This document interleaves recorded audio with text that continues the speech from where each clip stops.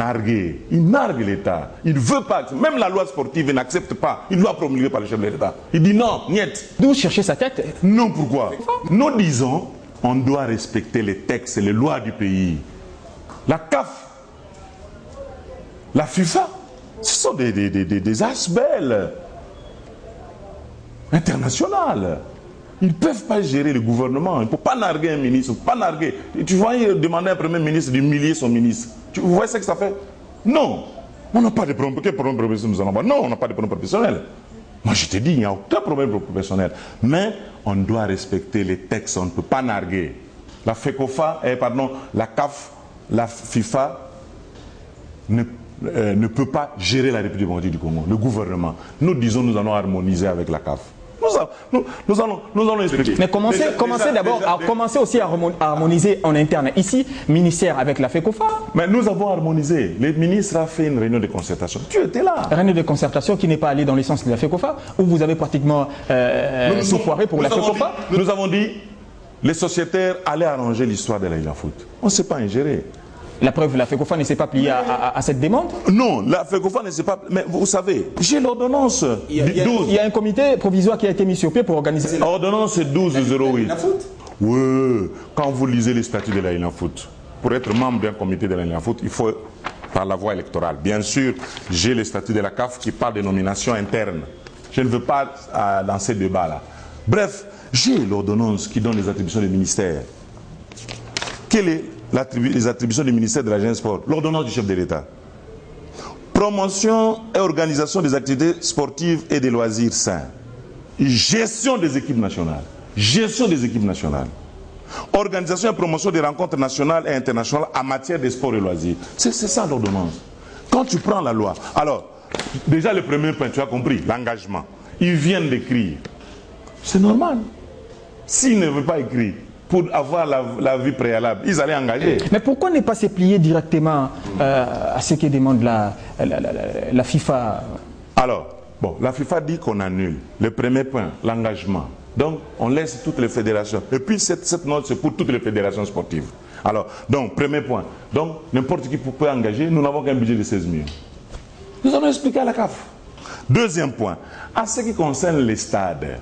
Ça aussi, c'est le nœud du problème. Ces problèmes-là n'ont pas été évoqués lors de des dernières concertations. Nous avons dit ceci. Nous n'avons pas refusé que les matchs se jouent là-bas. Tous les matchs provinciaux, tous les matchs internationaux, les matchs amicaux peuvent se jouer. Mais le problème, c'est quoi? Vous avez vu, Dering devait jouer contre Mazembe ici. L'autorité provinciale a refusé. Ils sont allés jouer en Bujimaï. Votre club, le dernier match avec Mazembe, il y a eu mort d'homme. Nous, notre rôle, c'est quoi? Sur le plan sécuritaire. Le Popo écrit, votre club écrit. Suivez. Le Popo écrit, votre club écrit. Refuse. Ils disent, si c'est dans ces stades-là, ils peuvent avoir leurs 2 points d'avance. Nous sommes l'État. Notre rôle, c'est quoi?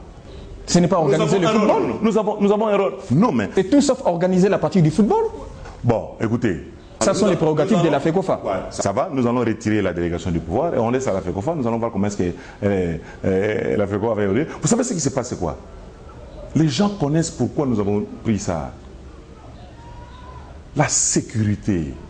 Nous voyons très loin la sécurité. Le match de 20 clubs avec l'équipe d'Ito du Togo. C'était bien, nous avons parlé, on a eu 37 millions de recettes. Ah bon, l'autre problème, c'est que l'État veut aussi maximiser. Ouais. Vous ne voulez pas laisser la gestion des frais à la FECOFA? Mais quels frais? Nous, on donne les frais à la FECOFA. Oh, mais la FECOFA est intégrée. Mais avec quelle répartition? Mais oui, depuis longtemps, depuis que ce football existe. Quand les privés organisent les matchs, est-ce que l'État perçoit de la même façon que quand... Non, je vais t'expliquer ce qui se passe. Je vais t'expliquer ce qui se passe avec ces cas-là. Je te donne déjà les résultats. On vendait le match avec le bas $20 000.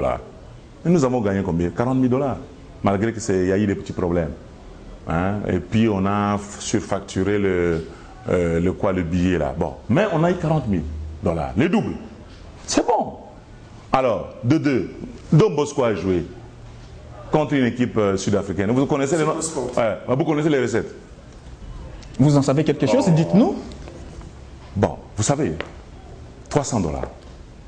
Nous avons pour un match international. Ouais, voilà. Le Trésor public a perçu $300.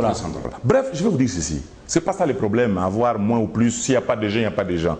Notre problème, c'est qu'il y ait de l'ordre. Quand toutes les équipes qui sortent là, l'État congolais donne l'argent.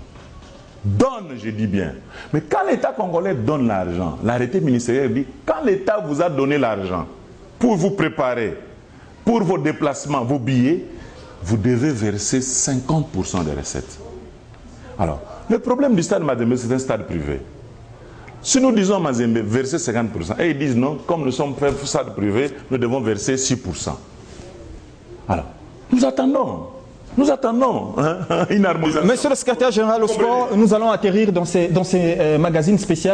Je voulais vous lire, et malheureusement on n'a pas beaucoup de temps, je voulais vous lire.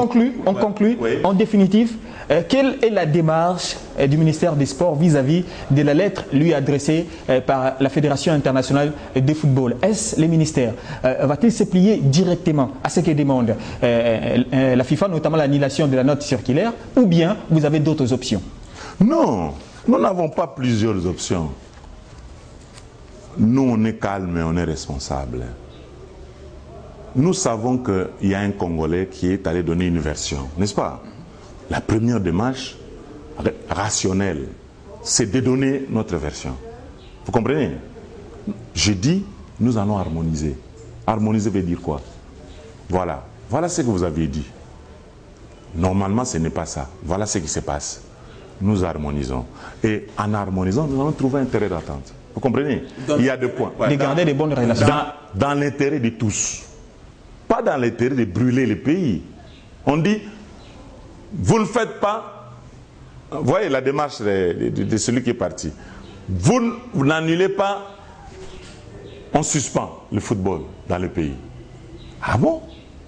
La CAF dit, Premier ministre, annulé. Nous disons, oui, il n'y a pas de problème. Voici la suite. Nous allons les inviter, soit il y a une délégation qui ira là-bas. Je vous ai dit ça. Et nous allons nous mettre sur une table. Alors maintenant, nous allons entendre les sons de cloche, la version qu'on leur a donnée. Et nous allons donner, là où il faut s'attendre, nous allons s'attendre. Là, il faut laisser, on laisse. Et puis après, on va trouver un terrain d'attente. Merci. Mais ce que nous attendons, et même quand vous lisez la loi de la FIFA, nous voulons qu'on évalue. Le peuple congolais veut connaître pourquoi son équipe n'a pas bien tourné. Pourquoi il y a eu ce type de coaching. Voilà. Est-ce qu'il n'y a pas moyen de faire comme le Nigeria, qui a un entraîneur national? Est-ce qu'on ne peut pas faire un appel d'offres où tous les Congolais peuvent venir se postuler? Est-ce qu'on n'a pas des gens capables? Voilà. Donc, mais avant qu'on arrive là-bas, on doit nous expliquer. Ça peut se faire que ce n'est pas la faute de l'entraîneur. Ça peut se faire qu'il y a eu un élément étranger au système qui a dérapé. Vous comprenez? Donc c'est pour ça que nous avons dit qu'on nous envoie ces rapports d'évaluation. Merci, monsieur le secrétaire général au sport. L'évaluation, c'est les mots avec lesquels nous allons conclure ces magazines. Un numéro spécial au lendemain, bien sûr, de la participation. Après, bien sûr, c'est qu'a été la participation. Et vous retenez que ce soit le ministre, que ce soit moi-même, nous n'avons pas de problème personnel avec le président de la FECOFA. Mais nos relations sont des relations professionnelles. Nos relations de partenariat. Chacun doit respecter ses obligations et ses devoirs. Voilà, merci monsieur le secrétaire général au sport. C'est par ici que nous mettons un terme à ces magazines, un numéro spécial. Fidèles téléspectateurs, il ne me reste plus qu'à vous dire merci d'avoir suivi tout ce que venait de dire tout à l'heure notre invité, notre manager du jour. Jusque-là, portez-vous bien et restez fidèles au programme des Télé 50 qui sont en continu sur le www.télé50. Salut à Jean-Marie Kassamba qui a de très bons journalistes.